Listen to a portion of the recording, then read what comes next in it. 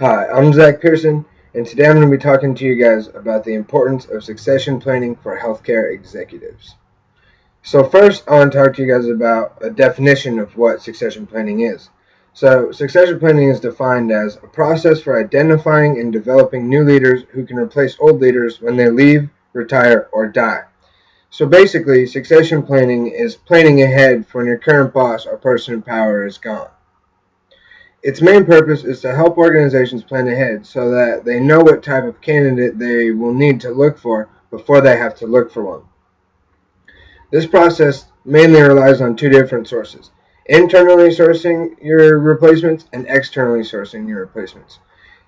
Organizations want to focus on internally sourcing your replacements because it is cheaper, and also internal replacements already know how the hospital works and already have an idea of how the flow goes. In order to be able to properly source your replacements internally, organizations must make sure that every person that they hire is the type of person who makes the organization grow and succeed.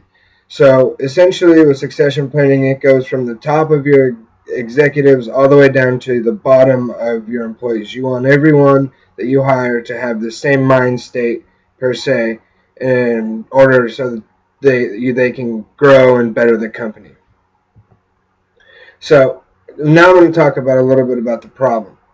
So the biggest problem we're seeing is with rates of turnover for CEOs and executives, and the hospitals don't always account for these high rates of turnover and are sometimes left with unfavorable candidates when CEOs or other people in positions of power change, which can have negative financial impacts on the hospital. So in healthcare or any other type of business, the constant changing of people in positions of high authority can hinder or delay the business's ability to achieve goals. Different people do things in different ways, so changes in leadership can bring new ideas or visions for the company that may steer away from where they currently were or currently wanted to be. With such high rates of turnover, most people sitting on a board of any healthcare organization will have to go through recruiting a new CEO or other top executive to their team, and it is important that they plan ahead for what type of person they want so that the hospital can continue to run smoothly through any times of transition, which will promote stability and financial growth. So I want to continue talking about the high turnover rates of CEOs and healthcare executives. So healthcare CEOs have one of the highest turnover rates, about 20%. And according to the American Hospital Association, the median tenure for CEOs is only about 4 years.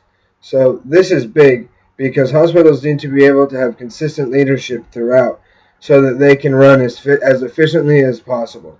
If you have people in power changing all the time, then you can have different things that people want for the hospital at different times, and it can be hard for your hospital to run as efficiently and smoothly as it possibly can. There has been such a need for executives and good leadership in some areas that old CEOs have been coaxed out of retirement in order to come back and continue leading or managing an organization.